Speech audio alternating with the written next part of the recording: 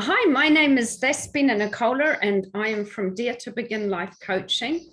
Today we have the honor in our guest, who is Dina Husseini, an author, and actually is an editor.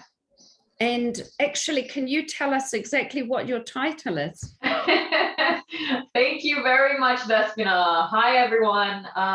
As she said, my name is Dina Husseini, the author of My Last Breath, A Past Blast, August 4th, and Emotions.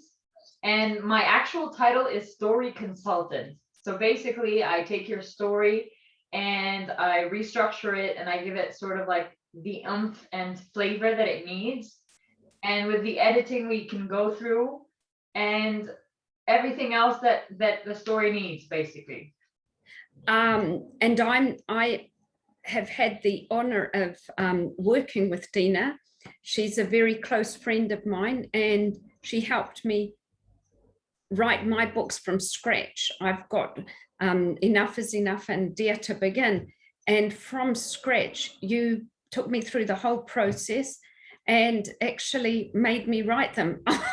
I mean, I had no idea that I was so much in love with writing until I met you, and you introduced me to writing, and it's been a passion of mine since. So thank you.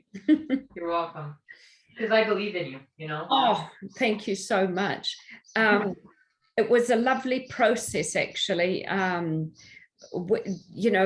Dina would come round and Dina would be writing her books, I'd be writing mine, and we would write till maybe 6, 7 in the morning, not looking at the time. We'd just get carried away with writing. That's true. It was a really nice experience. Yeah.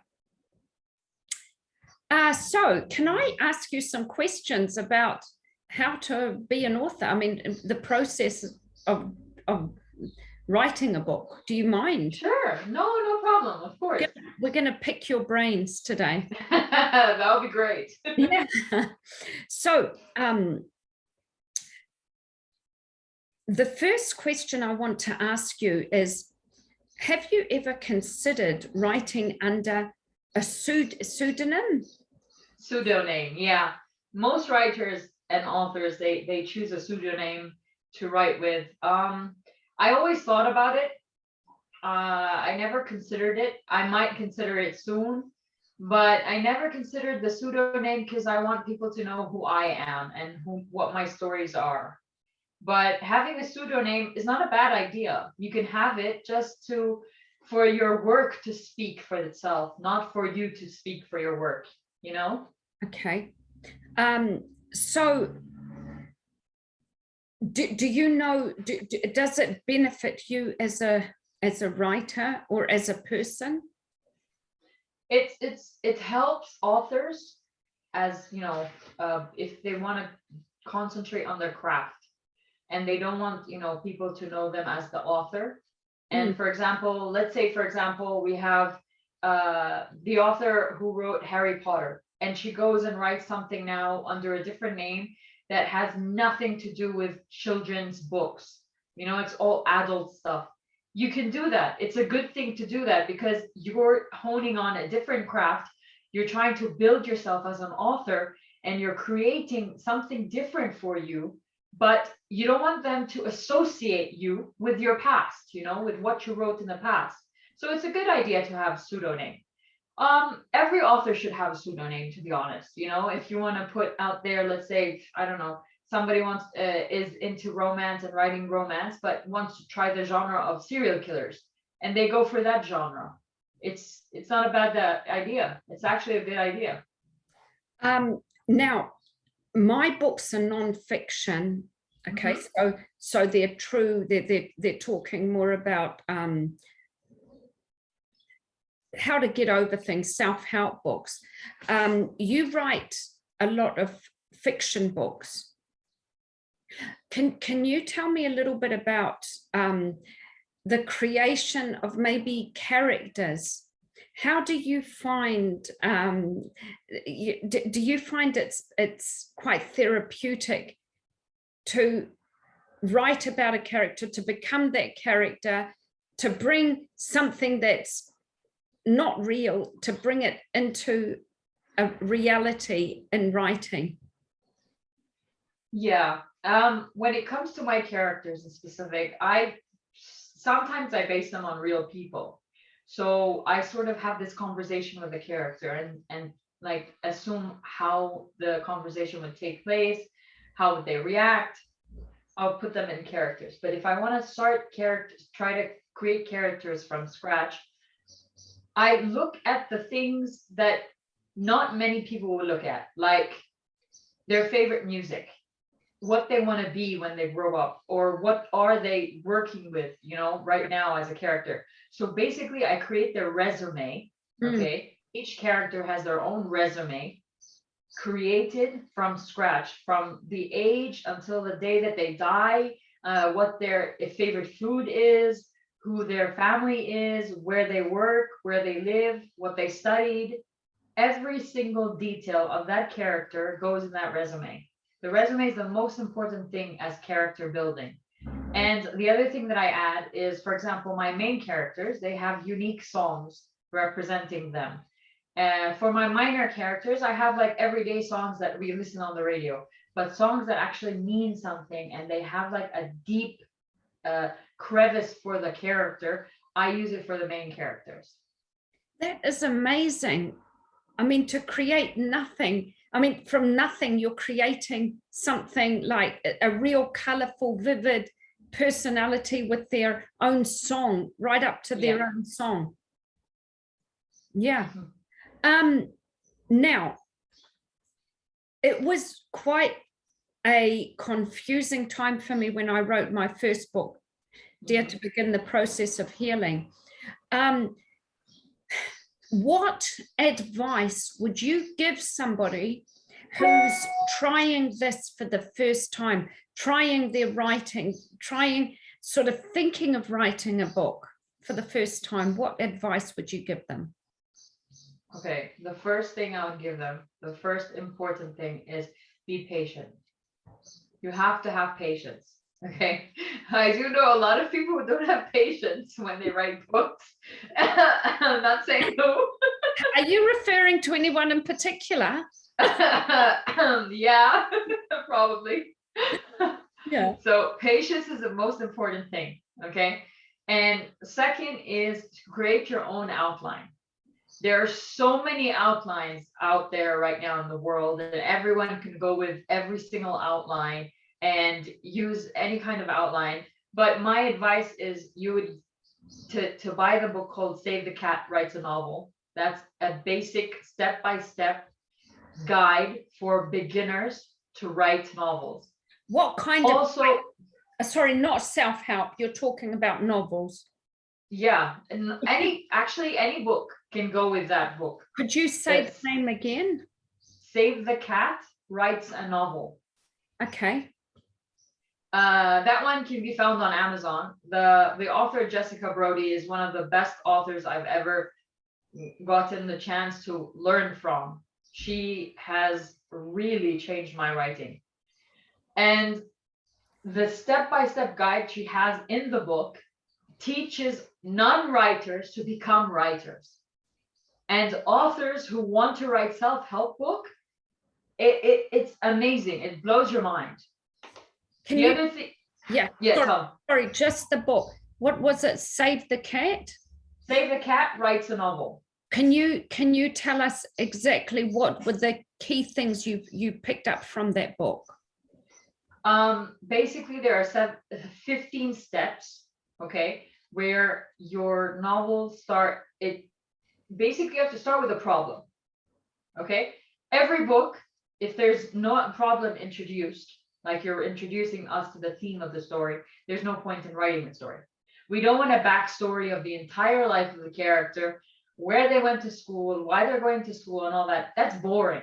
We want the gist of the story. So from first chapter, you have to shock us. You have to tell us, oh my God, this is what's happening. Oh my God, we have to read more.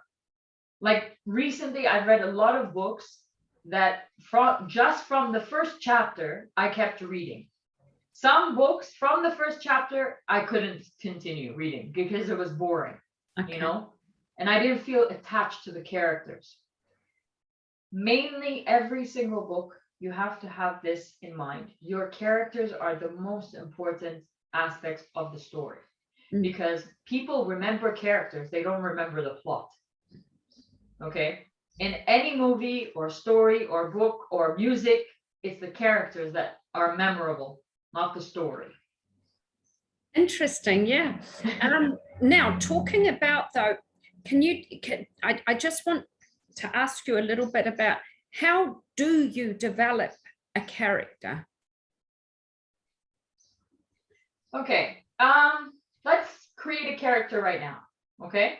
Yeah. Let's say our story is about somebody who goes to a shopping mall, and there's a robbery that happens.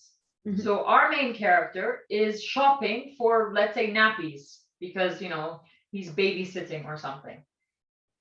And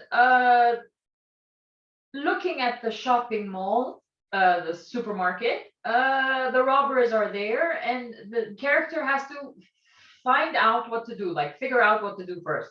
So what are we going to consider our character? We're going to consider him young, naive, because he's never been shopping for nappies before. We have to create the background of him. He's like new to this world of shopping. So he's a teenager, between 18, 19, for example, just started out college. When he heard somebody robbing the place, he got scared. So he has fear inside. So we're creating this kind of like fear struck in him. And then we create the outer. We never create the outer unless we have the inner to understand the character, what kind of character he is. Give me something else that he could be afraid of. Well, maybe because he's shopping for nappies, he actually doesn't know about children, because it might be his sister's just had her first baby, and his sister said to him, "Can you go and buy nappies?" And he really doesn't know about, I don't know, about babies. He doesn't know what nappies to buy. Exactly. So we already created one character based on the fear of nappies. Yeah. Fear of babies, because he's never experienced that. He only saw it in movies, or he saw it with, you know, his neighbors or his friends or whatever, cousins here and there, but he never actually experienced going to a supermarket to buy nappies. And we all know that supermarket has full shelves of different kinds of nappies. She didn't give him specific order, buy this kind of nappy. She just said, go get me nappies. So his fear is buying the wrong nappies. Okay. You know, so there we already created a character with a fear of buying something wrong, knowing that inside, that if he makes that mistake, when he goes home, he's going to get a lecture of, you know, not caring, not improving, not trying, not, you know, picking up the phone and be like, what nappies do you want? You know what I mean? When you create a character, it's very important to create the inner of the character, the inner self, the feelings, the emotions, the fears, before you construct the outer, which is the look.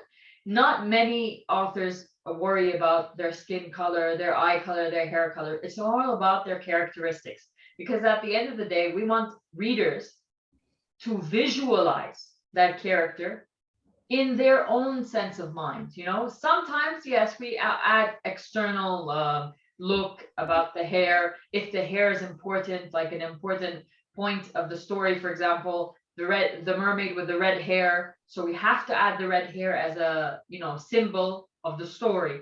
But if it's not needed, you don't need it. The most important is the internal conflict of the character. We talked about the character. So when you're talking about a character, you're firstly going the inside, and then you say a little bit about the outside. Yeah. How about the actual plot? How does that work? Most authors have an actual plan for a plot, you know, where the outline comes in, act 1, act 2, act 3. Sometimes we have 5 acts into creating a plot. Me, on the other hand, I'm the author with no plot idea. you know. I go with the flow. I sort of write out my character. I develop a scenario around that character, and I think like, how can I torture them? In what way can I torture them, you know? Or can I break their heart? Can I add like romance? Can I give them like a shock factor? It depends. But for a starter character, for a starter book, for an author who's starting out, the best thing to do is to write an outline. Like we were introduced in high school or in school, how to write introduction, body, and conclusion. The same thing. Write the introduction, basic stuff that you need to introduce. Who is your character? Why is it important that we should follow them? What's their mission? Okay. And then the body is the adventure. Okay. And then the conclusion is the ending. Unless you don't want to give an ending and you want to go for book 2, then you can leave a cliffhanger for the ending. You know, you're like, what do you think will happen next? Okay, that's good. I just wanted you to explain to people what a cliffhanger is. Yeah. I get so upset with cliffhangers in movies. I mean, in series, because it makes you want to, it's the one that keeps you wanting to press the button and seeing the next episode. That's the best part. That's the best part. And this is the trick that most writers do. They put a cliffhanger at the end just for you to come back because they know you will. Yeah, yeah, especially me. Now, you helped me a lot in finding the tools to design my own cover from Enough is Enough. And it was a really rewarding experience in what I did in making my own cover. Can you explain to everyone else the process of creating your own book cover? So if you're with a traditional publisher, the publisher will deal with the cover. If you're self-publishing, which is, you know, most of the authors these days are self-publishing, there are so many places you can go for, but my favorite tool is Canva, because you can explore many angles from colors, textures, writing, lettering. There is a free version, but also you can use the paid version, which is not that much, and you can benefit way more than what you're expecting. I love Canva. Through my blogs, you know, through a lot of work that I do, I've used Canva, and for my book cover, I designed it by myself, and it just gives you so much satisfaction because it goes to the heart of who you are and what you want to portray. And exactly. Nobody else touches it. And so it's been, you know, you introduced me to it, and it's been, and I've used it, Canva, a lot. Yeah. Now, would you mind, okay, here I am coming up. I'm going to ask you a biggie. If we can interview you again. Sure, definitely. Because this has been invaluable for anybody who is writing their own book. And do you mind, after the interview, if I can get where people can contact you? Because I'm sure there'll be people with a lot of questions. Definitely. And they can prepare. Yeah, they can prepare their own questions and send them to you, and maybe you could ask them next time. Yes, that's a good idea. Or even they can contact you for any information about your work and what, you know, and where to get your books. And yeah, definitely. So I'd like to thank you so much. Thank you for joining us. And thanks for having me. We will, if you will, allow to pick your brains again. Definitely. Thank you so much. Thank you. You're in Cyprus, eh? Yeah. I'm in Nicosia. Sorry, I'm in New Zealand. You're in Nicosia, Cyprus. I'm in New Zealand, Auckland. And so we're talking, what time is it over there? It's 11:30. At night. Yeah. Oh dear. Okay, we are looking at, let me see, we're looking at 10:30.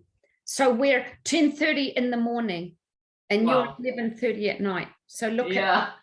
at what an amazing time. Yeah. Oh, well, have a good night. Thank you. And we will pick your brains again very soon. Definitely. Thank you.